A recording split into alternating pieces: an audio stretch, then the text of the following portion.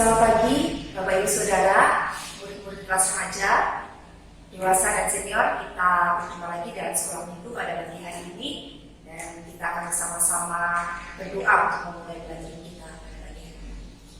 Bapak yang baik, terima kasih untuk kasih setia Tuhan yang telah melimpahkan dalam kehidupan kami sehingga pagi ini kami boleh kembali belajar kebenaran firman Tuhan melalui sekolah minggu.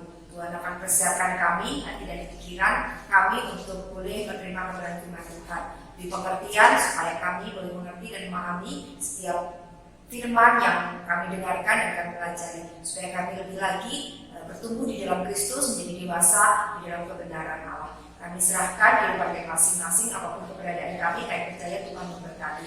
Jika kami sakit, Tuhan sendiri akan menyembuhkan. Jika kami di dalam pergumulan, biar Tuhan akan membuka jalan keluar.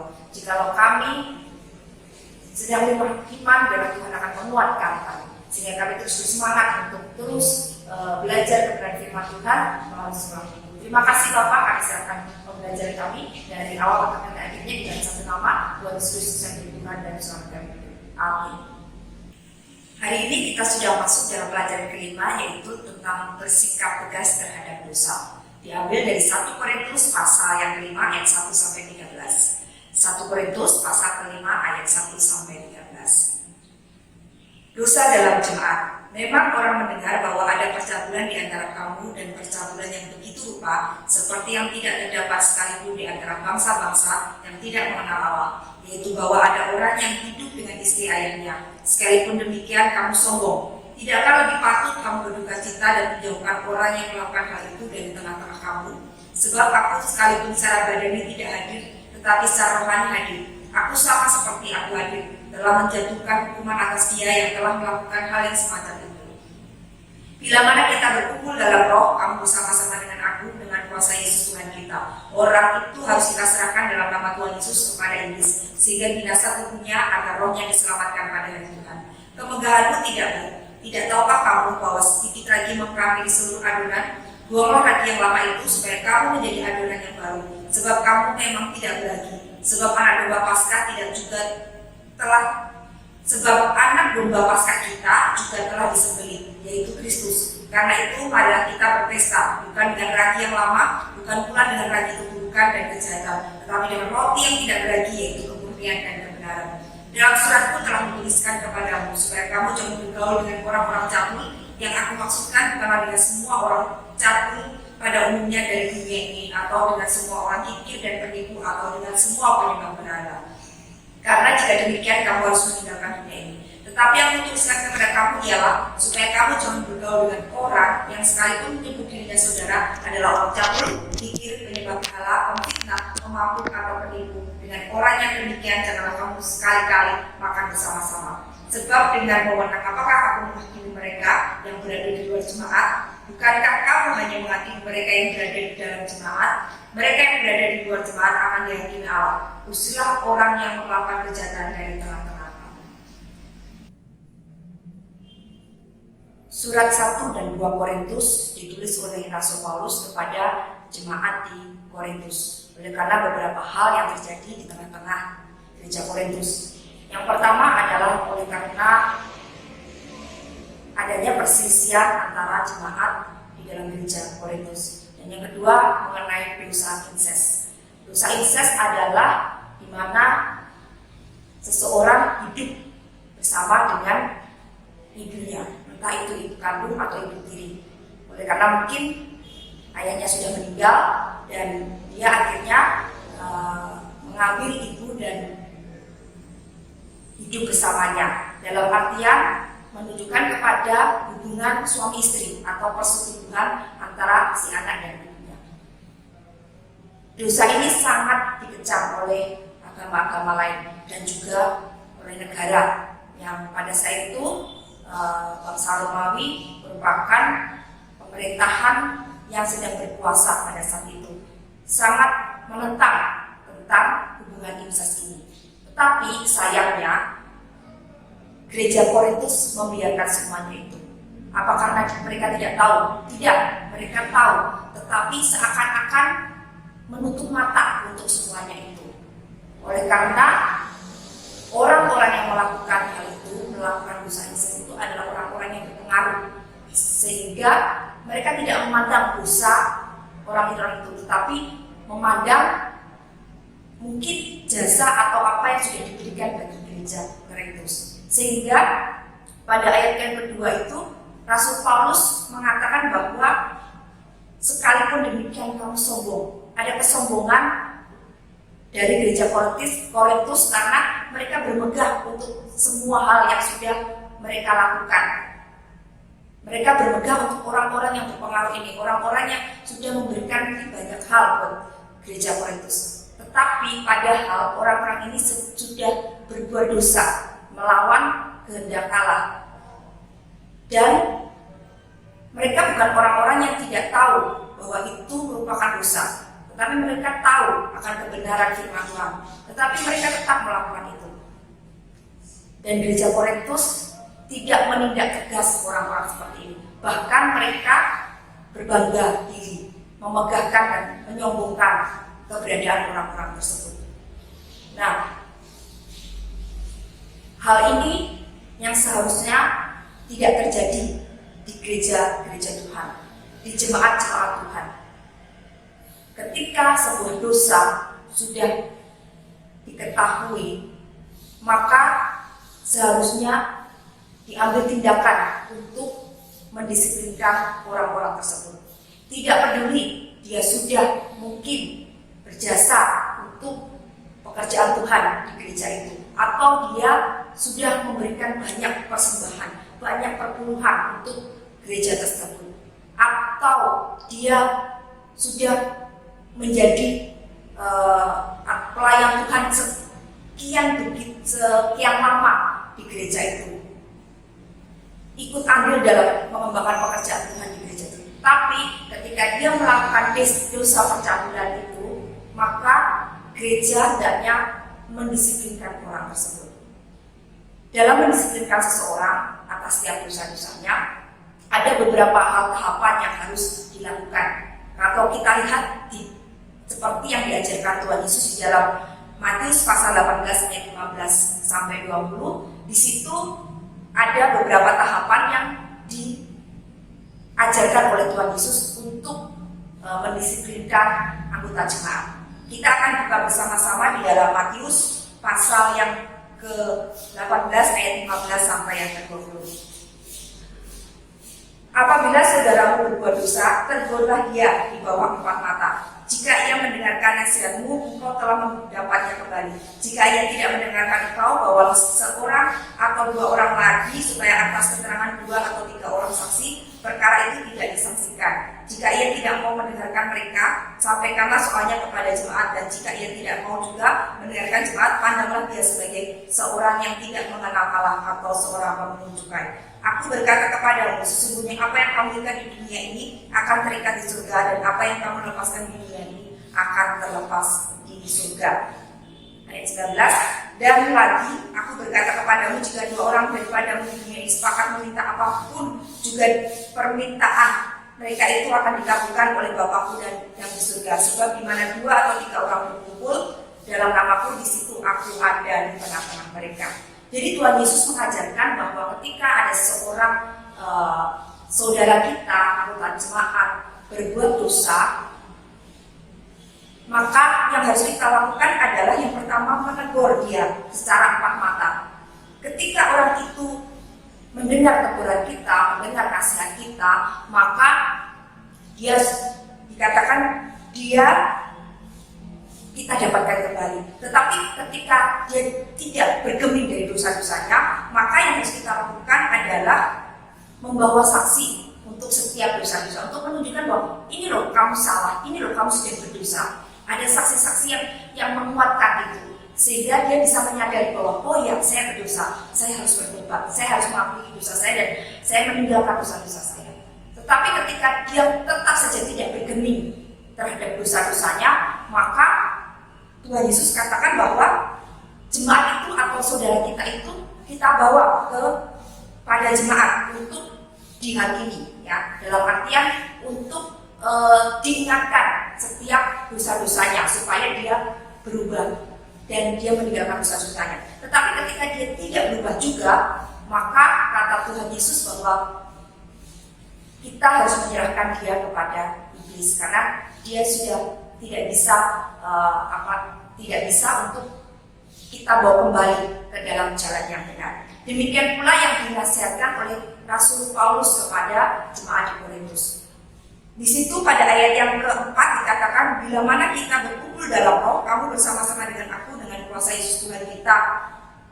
Orang itu harus kita serahkan dalam nama Tuhan Yesus kepada iblis, sehingga binasa tubuhnya agar rohnya diselamatkan pada hari Tuhan.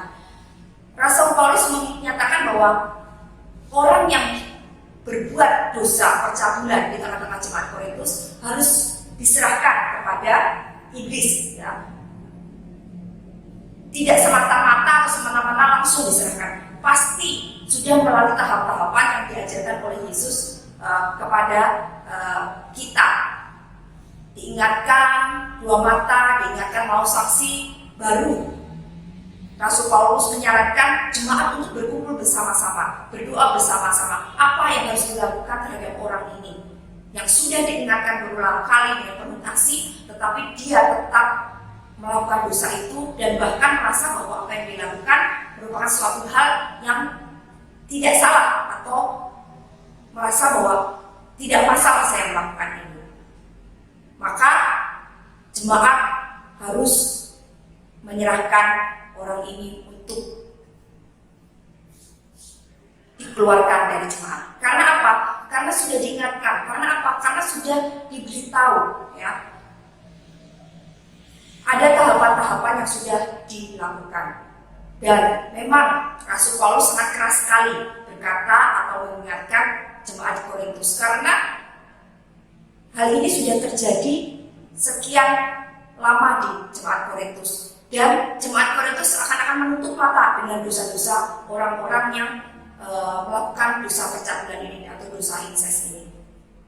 Sehingga Rasul Paulus begitu tegas mengatakan bahwa mereka harus berkumpul bersama di dalam kuasa Yesus Kristus untuk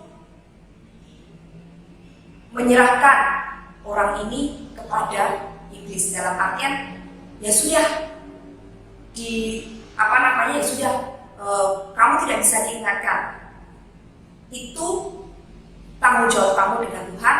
Maka yang jelas kami sudah mengingatkan, kami sudah memberikan menunjukkan atau memberikan hal yang benar yang harus dilakukan dan kamu harus bertobat, berubah. Dan kalau kamu tidak berubah, maka kamu harus keluar dari jemaat Korintus seperti itu. Karena apa? Karena hal ini sangat berbahaya kepada jemaat yang ada pada saat itu.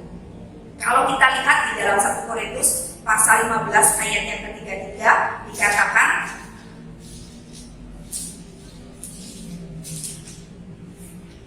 1 Korintus pasal 15 ayat yang ke-33 dikatakan bahwa janganlah kamu sesat, pergaulan yang buruk merusakkan kebiasaan yang baik. Karena satu orang yang sudah melakukan dosa incest ini dan merasa bahwa apa yang dilakukan itu tidak bermasalah, tidak berdosa atau itu merupakan sesuatu yang benar yang boleh dilakukan, maka orang-orang di sekitarnya pun akan berpikiran yang sama. Oleh karena itu Rasul Paulus mengatakan bahwa ayat yang ke-6, kemegahanmu tidak baik, tidak tahukah kamu bahwa sedikit ragi menghamili seluruh adonan. Jadi sedikit saja ragi, sedikit saja ragi itu di dalam sebuah adonan, maka adonan itu semuanya akan mengembang, melar ke sana kemari, ya. Demikian pula ketika ada dosa yang dibiarkan, padahal itu tahu adalah kesalahan dan itu dibiarkan, maka itu akan merusak persekutuan atau merusak jemaat pada saat itu. Karena apa? Orang melihat bahwa oh ternyata dia melakukan itu saja tidak apa-apa, tidak masalah, berarti itu tidak berdosa dong, diperbolehkan dong, berarti saya juga bisa melakukan itu. Tadi seperti yang dibaca di dalam 1 Korintus 15 ayat 33 bahwa pergaulan yang buruk merusak kebiasaan yang baik. Itu yang akan membuat sebuah jemaat rusak oleh karena dosa yang terjadi atau dosa yang dilakukan oleh satu orang dan dibiarkan, dianggap tidak masalah, ya. Gereja menutup mata terhadap dosa yang dilakukannya. Dan ketika orang-orang berkumpul dan melihat semuanya itu, maka mereka merasa bahwa ternyata melakukan ini tidak masalah. Melakukan percabulan, melakukan ketamakan, kikir. Kalau kita lihat pada ayat yang ke-11, cabul, kikir, penyembah berhala, pemfitnah, pemabuk atau penipu, itu ternyata tidak masalah loh.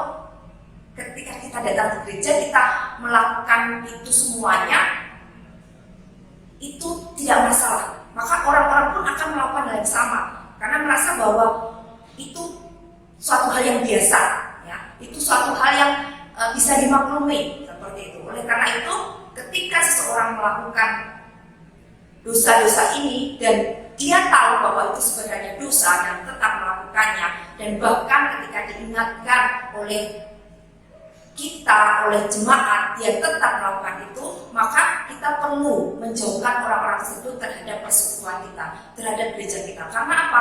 Karena kita takut itu akan menular kepada jemaat-jemaat yang lain, ya. Dalam artian menular apa ya tadi? Ketika berkumpul, makan bersama, berbicara dan sebagainya, semuanya membiarkan orang itu sudah berbuat dosa, tidak ada yang mengingatkan, padahal mereka tahu itu dosa dan membiarkan. Maka yang lainnya pun merasa bahwa ya kalau saya berbuat seperti itu juga gak masalah, ya. Satu contoh ketika satu orang berkumpul atau beberapa orang berkumpul dan satu orang memulai dengan perkataan-perkataan yang kotor, maka secara otomatis kadang ada beberapa orang yang menimpali. Akhirnya muncullah di situ pergaulan, di situ kata-kata kotor yang mewarnai pertemuan itu. Nah, dosa seperti itu bisa menular ketika kita merasa bahwa hal itu bisa dimaklumi, kita berkompromi, maka itu akan menular kepada yang lainnya. Padahal dosa-dosa itu sangat dibenci oleh Tuhan dan itu bisa merusak jemaat, merusak kemurnian jemaat. Dan terlebih lagi ketika orang-orang luar yang melihat itu, maka mereka melihat bahwa tidak ada terang Kristus di tengah-tengah jemaat itu. Mari kita bersama-sama mensikapi dengan benar setiap dosa-dosa yang terjadi di dalam jemaat. Bukan berarti ketika seseorang salah langsung kita disiplin dan kita buang dari jemaat, tidak. Tetapi ada hal-hal yang harus kita lakukan terlebih dahulu. Kita mengingatkan dengan penuh kasih secara empat mata, ya, kita bina. Kalau memang dia bersedia untuk meninggalkan dosa-dosanya dan mau dibina, maka kita mendapatkannya kembali. Tetapi ketika kita sudah ingatkan secara empat mata, lalu kita ingatkan dengan melalui saksi untuk menyatakan bahwa ini loh dosa kamu itu, ini loh apa yang kamu lakukan itu berdosa, ya. Bukan menurut saya, tetapi menurut firman Tuhan, dan orang-orang itu juga menyatakan sama bahwa apa yang kamu lakukan adalah berdosa. Sesuai dengan firman Tuhan itu dosa, maka kamu harus tinggalkan, ya. Ketika dia tetap saja melakukan dosanya, maka kita serahkan kepada jemaat untuk jemaat mengambil keputusan bersama-sama apa yang harus dilakukan terhadap orang ini. Jika dia tetap tidak mau berubah, maka jalan satu-satunya kita menjauhkan orang ini dari persekutuan atau gereja kita, karena dia akan merusak pergaulan persekutuan kita yang sudah murni, yang sesuai dengan firman Tuhan, dengan dosa-dosa yang mereka lakukan, yang mereka anggap biasa atau itu bisa dibenarkan, ya. Jadi, dan siapapun orangnya, apakah orang itu sudah berjasa untuk gereja, ataukah orang itu sudah memberikan persembahan dan perpuluhan yang begitu besar buat gereja kita, bahkan dia yang terbesar memberikan. Tetapi ketika orang-orang seperti itu berbuat dosa, kewajiban kita yang mengetahuinya, yang mengerti akan firman Tuhan adalah mengingatkan dia, ya. Bukan berarti ketika orang itu punya pengaruh di dalam gereja kita, atau seorang pemimpin gereja, ataupun orang yang menyumbang begitu banyak di gereja kita, akhirnya kita membiarkan atau mengkompromikan dia boleh berbuat sesuka hatinya. Tidak bisa seperti itu, karena sesuatu yang buruk akan mempengaruhi kebiasaan yang baik, akan bisa merubah seketika itu juga kebiasaan baik. Kebiasaan buruk itu akan menjadi ragi, atau dosa itu akan menjadi ragi yang bisa menghamilkan seluruh adonan atau jemaat yang ada. Jadi Bapak Ibu Saudara, kita perlu tegas di dalam mensikapi dosa dalam jemaat, ya. Kita perlu menyatakan bahwa itu salah, itu dosa, dan kita mengingatkan. Dan siapapun dia, kita tidak perlu khawatir, karena kita berpegang kepada firman Tuhan. Bukan oleh karena kita sendiri, bukan oleh karena kemampuan kita, tetapi kita merujuk kepada firman Tuhan. Apa yang dia lakukan, apakah sesuai dengan firman Tuhan atau tidak? Jika tidak sesuai, maka kita berkewajiban untuk mengingatkan dan menyatakan bahwa itu tidak boleh dilakukan dan harus ditinggalkan. Itu yang terjadi. Jadi kita bisa saling mengingatkan, saling menasihati satu dengan yang lain di dalam gereja, dan kita tetap bisa membawa jemaat-jemaat kita, teman-teman kita, saudara-saudara kita yang sudah masuk atau bergumul di dalam dosa. Kita bina mereka untuk mereka kembali kepada jalan yang benar. Dan jika mereka tetap bersikukuh untuk melakukan dosanya, maka lebih baik kita menjauhkan dia dari persekutuan kita, karena akan merusak saudara-saudara kita yang lain, terkhusus yang masih secara rohani belum dewasa, bahkan mungkin yang lemah imannya, maka itu akan sangat menjadi batu sandungan bagi saudara-saudara. Itu pelajaran kita hari ini. Kalau mungkin ada sesuatu hal yang kurang jelas, bisa ditanyakan kepada guru masing-masing, kepada guru K, kepada saya, ataupun kepada Bu Yuwana, atau mungkin kepada Bapak Pendeta secara langsung. Mari kita bersama-sama bersikap tegas terhadap dosa dan menyatakan tidak kepada dosa, mengingatkan saudara-saudara kita yang sudah jatuh dalam dosa, menolong mereka untuk kembali menemukan kebenaran firman Tuhan di dalam kehidupannya, hidup sesuai dengan firman Tuhan. Kita berdoa bersama-sama. Bapak, terima kasih untuk pelajaran hari ini. Biarlah kami menjadi anak-anak Tuhan yang melakukan firman Tuhan dan mengatakan tidak terhadap dosa, dan menolong saudara-saudara kami yang sudah jatuh dalam dosa supaya mereka menemukan kembali kebenaran di dalam kehidupannya dan mereka kembali kepada firman Tuhan. Kami berdoa untuk orang-orang yang mungkin tidak menyadari apa yang mereka lakukan berdosa, supaya melalui nasihat kami, melalui apa yang kami sampaikan, mereka boleh berubah dari dosa-dosanya, bertobat dan meninggalkan semuanya dan kembali kepada jalan yang benar. Terima kasih Tuhan, pakai kami untuk menjadi anak-anak Tuhan yang senantiasa melakukan kebenaran firman Tuhan dalam kehidupan kami. Tidak berat sebelah kepada orang-orang tertentu kami, tetapi menyatakan kebenaran itu kepada semua orang. Kami serahkan semuanya ke tangan kuasa-Mu Bapa. Ampuni segala dosa-dosa kami. Kami serahkan hidup kami, yang Tuhan pakai untuk kembali kepada nama-Mu. Dalam nama Tuhan Yesus kami sudah berdoa. Selamat pagi, Tuhan Yesus memberkati.